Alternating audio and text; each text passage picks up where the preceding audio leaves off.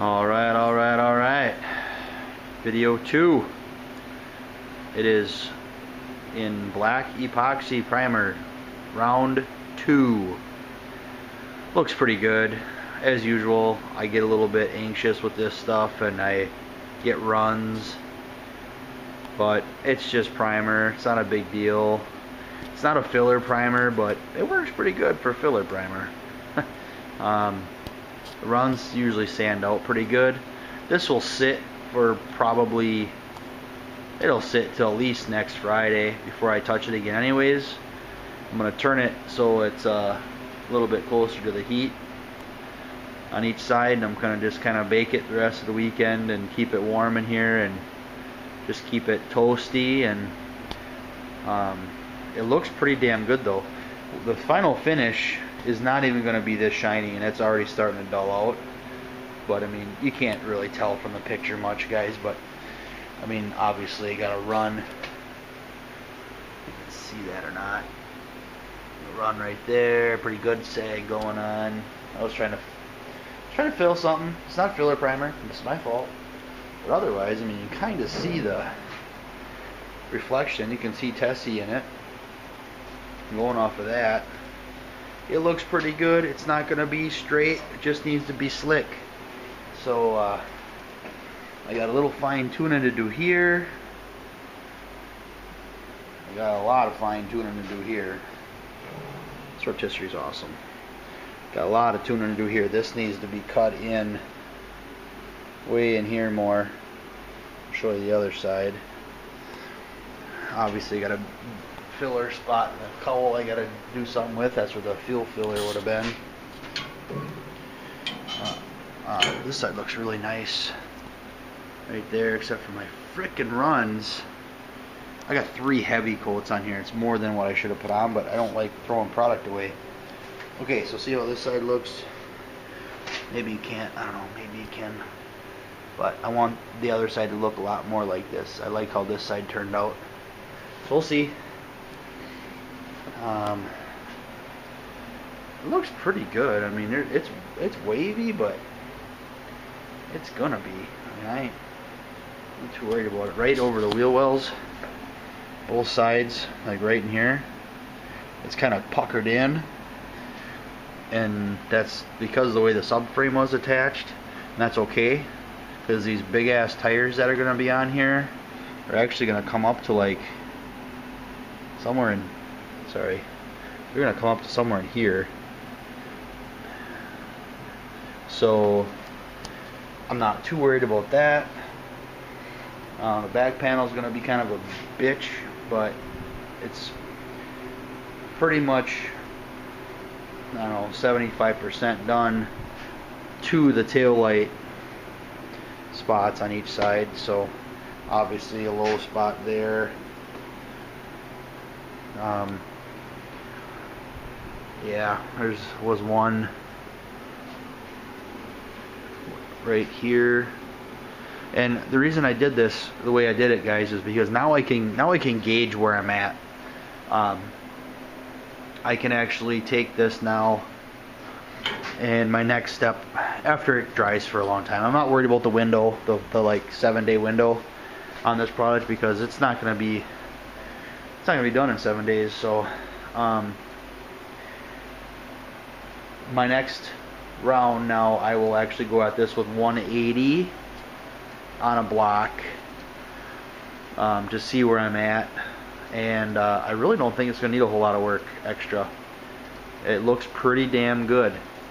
A lot of it's going to be detail work, you know, body lines and stuff like that.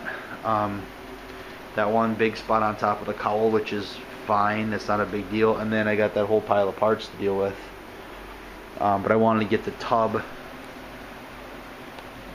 a little bit closer to done. When the tub now is ready for next round of primer, I probably will not prime it until I have doors ready, or at least have more pieces ready. So I've got doors, dash filler, radiator, shroud, shell, whatever, window shell, window frame. So I will try to be a little bit better about not using so much material next time. But this will look really nice once it's flattened out. It is what it is. You know, it's already probably better than what it needs to be, but I can't just let it go. I mean, I like how crisp everything is kind of starting to come out.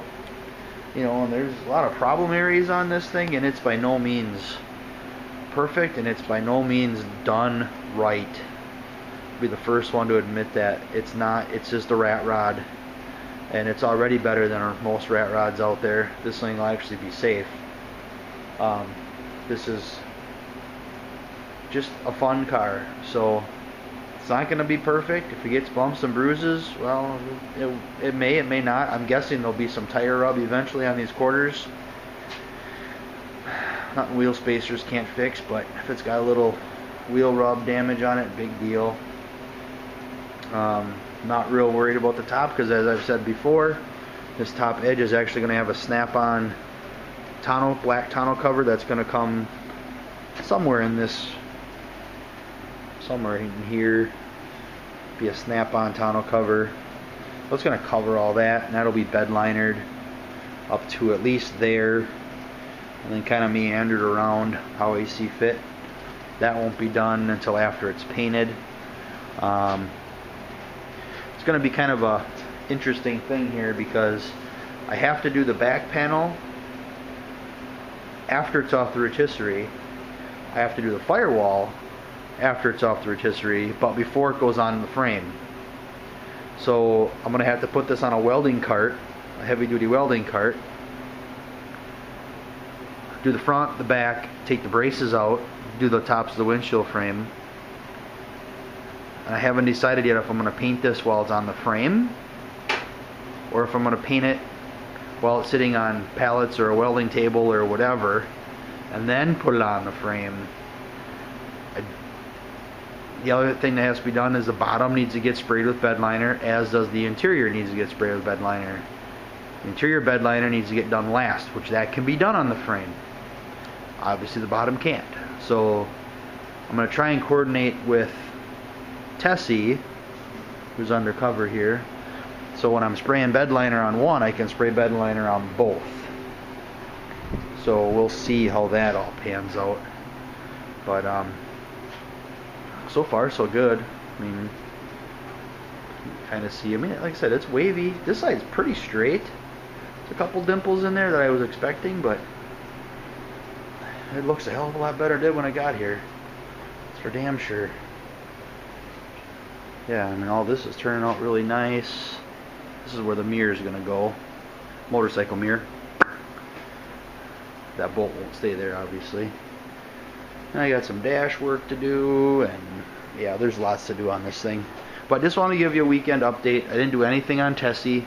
I ordered a new steering column shaft joint, universal joint, that will help me have more room for everything. Basically, it's going to be what it came with the column was a 3/4 double D, 3/4 double D, and then a piece of 3/4 double D shaft that would go inside, which all these articles I'm reading say you shouldn't do that, and I don't have an issue with doing that, but it actually makes more sense for me space-wise to do a 1 inch and a 3/4 inch. The 1 inch will go over the top of the column shaft.